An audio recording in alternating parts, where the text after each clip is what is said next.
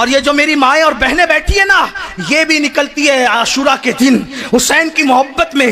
ہائے ہائے کیا محبت ہے تمہیں۔ زینب تو بالوں سے اپنے چہرے چھپا رہی تھی اور تم میک اپ کر کے نکلتی ہو اپنے حسن کو بے نقاب کرنے کے لیے۔ یہاں رک کر کے ان کو بھی کہنا چاہتا ہوں، حسین کے نانا کی شفاعت کے طلبگاروں، جب یہ عاشورہ کے دن بن سمر کے میری بہنیں نکلتی ہیں تو تم بھی اس پلان سے نکلتے ہیں۔ چلو دھکے دیں گے، چلو چھیڑیں گے، چلو ہاتھ پکڑیں گے۔ سوچو اس دن زینب کبریٰ کی قبر میں، ان کی قبر انور میں کیا گزرتی ہوگی کہ میں نے پردہ بچانے کے لیے اپنی چادر چھنوا دی تھی۔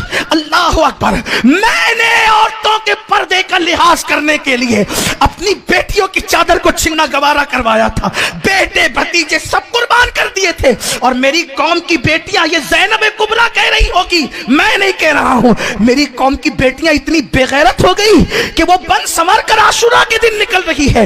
نہیں نہیں، اللہ اکبر، حسینیت کو سمجھو۔ حسینیت کا دوسرا نام دین ہے، حسینیت کا دوسرا نام شریعت ہے، حسینیت کا دوسرا نام قرآن پہ عمل کرنا ہے۔ حسین نے قرآن کا دامن کیسے پکڑا، حسین نے قرآن کا دامن کیسے تھاما کہ گلا کٹ گیا، سر تن سے جدا ہوا، لیکن حسین کا دل قرآن سے جدا نہ ہوا۔ حسین قرآن پر بھی، قرآن نیزے پہ قرآن پڑھتے رہے۔ ہمیں کیا ہوا؟ ہم عاشورہ میں بھی نماز چھوڑ دیتے ہیں، ہم عاشورہ میں بھی نماز ترک کرتے ہیں۔ سنیو کیا منہ دکھاؤ گے؟ یہاں ساری چٹنگ بازیاں چل جائے گی، وہاں نہیں چلے گی۔ آج یہ اب اپنی گفتگو کو سمیٹ لو، کب تک درد دل کہا جائے، کتنا کہا جائے، یہی دکھڑا لے کر تو آپ کے پاس آتے ہیں۔ لیکن اب اختتام پر بات سن لیں۔ اللہ اکبر، اللہ اکبر۔ نماز نہیں دامن میں، ہم جنتی، روزے نہیں دامن میں، ہم جنتی، داڑیاں مڈا کے گٹروں میں پھینک رہے ہیں، ہم جنتی۔ یہی غرور ہے نا تمہیں جنتی ہونے کا؟ آؤ، جس کو میرے آقا نے جنتی جوانوں کا سردار قرار دیا ہے، جس کو جنتی جوانوں کا سردار قرار دیا ہے، آؤ اس کی زندگی سن لو۔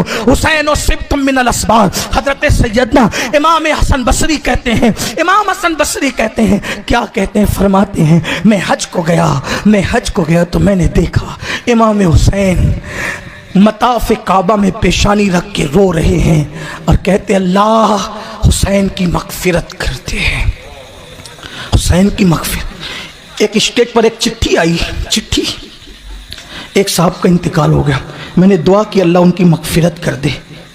ان کے مرید میں اس سے لڑ پڑے، اب ہمارے پیر صاحب کی مغفرت کی دعا کر رہے ہیں۔ میں کہا پھر کیا کروں، پھر کیا کروں؟ اور مغفرت کی دعا تو اس کی ہوتی جو گنہگار ہوتا ہے۔ میں نے کہا دعا ابراہیم میں قرآن میں کیا کہو گے؟ اللہم اغفر لی، اللہ مجھے بخش دے۔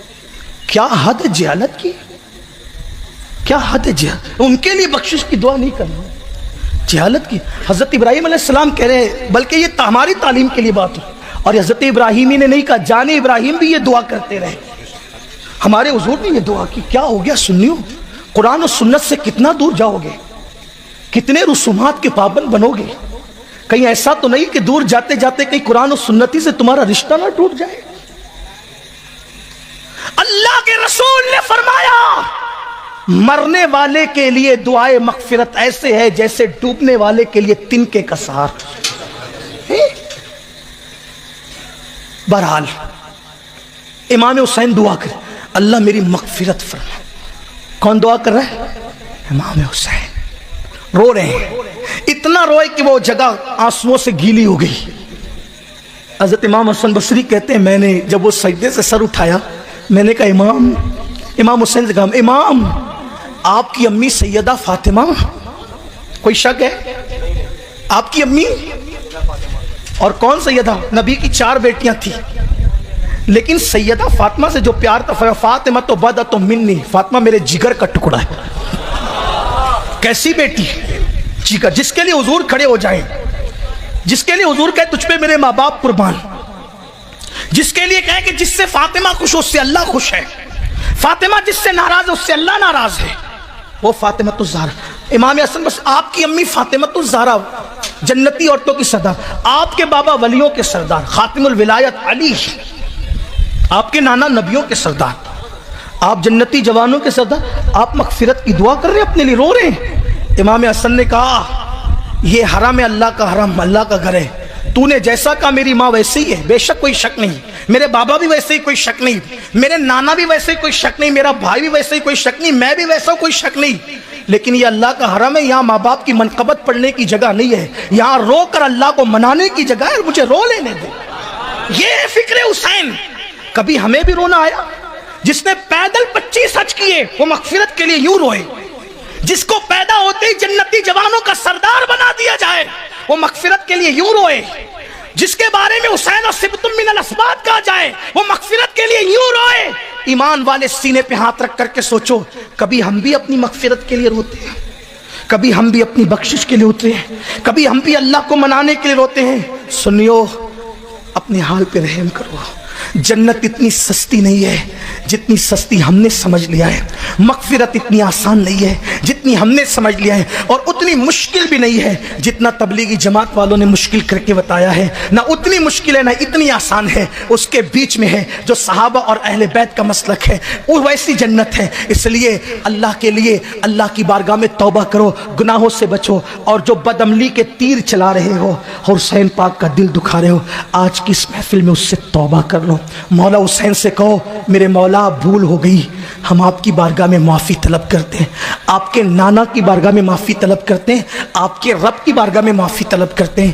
کل کی صبح ایک نئی صبح ہو، آج تک اگر یزیدیت کی راتیں گزاری ہے تو کل سے حسینیت کی صبح ہونی چاہیے، کردار حسینی، گفتار حسینی، رفتار حسینی، عمل حسینی، زندگی حسینی، بندگی حسینی۔ اور ہمیں دیکھ کر لوگ پکار اٹھے، جب غلام کا کردار ایسا ہے تو آقا حسین کا کردار کیسا ہوگا۔ امید ہے آج کے بعد ہماری زندگی میں تبدیلی آئے گی، اگر تبدیلی آئی تو سمجھ لو آج کی یہ محفل کامیاب ہو گئی، اور اگر سن کر چلے گئے تو پھر یہ محفل دل بہلانے کے لیے نہیں ہے، یہ محفل انقلاب پیدا کرنے کے لیے ہے۔ اللہ سب سے پہلے مجھے آپ سب کو توفیق عطا فرمائے، گفتگو کے درمیان اگر کوئی غلطی ہو گئی ہو اللہ معاف کر دے۔ پھر میرے امام کا وہی دو مصرے، کیا بات رضا، کیا بات رضا، کیا بات رضا، اس چمنستان کرم کی زہرا ہے کلی جس میں حسین اور حسن پھول۔